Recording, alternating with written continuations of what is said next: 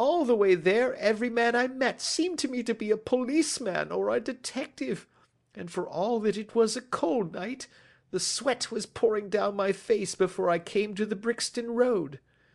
My sister asked me what was the matter, and why I was so pale, but I told her that I had been upset by the jewel robbery at the hotel. Then I went into the backyard and smoked a pipe and wondered what it would be best to do. I had a friend once called Maudsley, who went to the bad, and has just been serving his time in Pentonville. One day he had met me, and fell into talk about the ways of thieves, and how they could get rid of what they stole.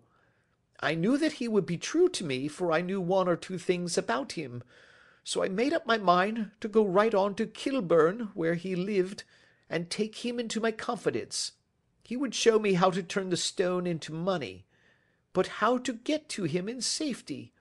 I thought of the agonies I had gone through in coming from the hotel. I might at any moment be seized and searched, and there would be the stone in my waistcoat pocket. I was leaning against the wall at the time, and looking at the geese which were waddling about round my feet, and suddenly an idea came into my head which showed me how I could beat the best detective that ever lived. My sister had told me some weeks before that I might have the pick of her geese for a Christmas present, and I knew that she was always as good as her word.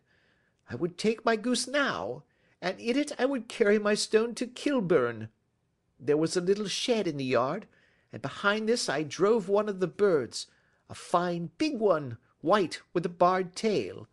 I caught it, and prying its bill open, I thrust the stone down its throat as far as my finger could reach. The bird gave a gulp, and I felt the stone pass along its gullet and down into its crop. But the creature flapped and struggled, and out came my sister to know what was the matter. As I turned to speak to her, the brute broke loose and fluttered off among the others. "Whatever were you doing with that bird, Jim?" says she. "Well," says I, "you said you'd give me one for Christmas, and I was feeling which was the fattest." "Oh," says she, "we've set yours aside for you. Jem's bird, we call it. It's the big white one over yonder. There's 26 of them, which makes one for you, and one for us, and 24 for the market." "Thank you, Maggie," says I, "but if it is all the same to you, I'd rather have that one I was handling just now." "The other is a good 3 pound heavier," said she, "and we fattened it expressly for you." "Never mind, I'll have the other, and I'll take it now," said I. "Oh, just as you like," said she, a little huffed. "Which is it you want, then?" "That white one with the barred tail, right in the middle of the flock." "Oh, very well, kill it and take it with you." Well, I did what she said, Mr. Holmes, and I carried the bird all the way to Kilburn. I told my pal what I had done, for he was a man that it was easy to tell a thing like that to. He laughed until he choked, and we got a knife and opened the goose.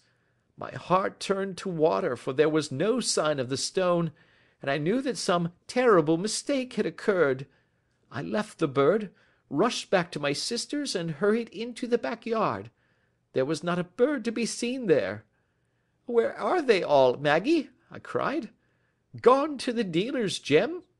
"Which dealers?" "Breckenridge, of Covent Garden." "But was there another with a barred tail?" I asked. "The same as the one I chose?" "Yes, Jem, there were 2 barred-tailed ones, and I never could tell them apart." "Well, then, of course I saw it all, and I ran off as hard as my feet would carry me to this man Breckenridge, but he had sold the lot at once, and not one word would he tell me as to where they had gone. You heard him yourselves to-night. Well, he has always answered me like that. My sister thinks that I am going mad. Sometimes I think that I am myself, and now I am myself a branded thief, without ever having touched the wealth for which I sold my character. God help me! God help me!" He burst into convulsive sobbing, with his face buried in his hands.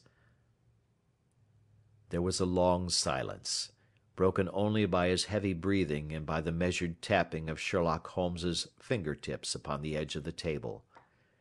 Then my friend rose and threw open the door. "Get out," said he. "What, sir?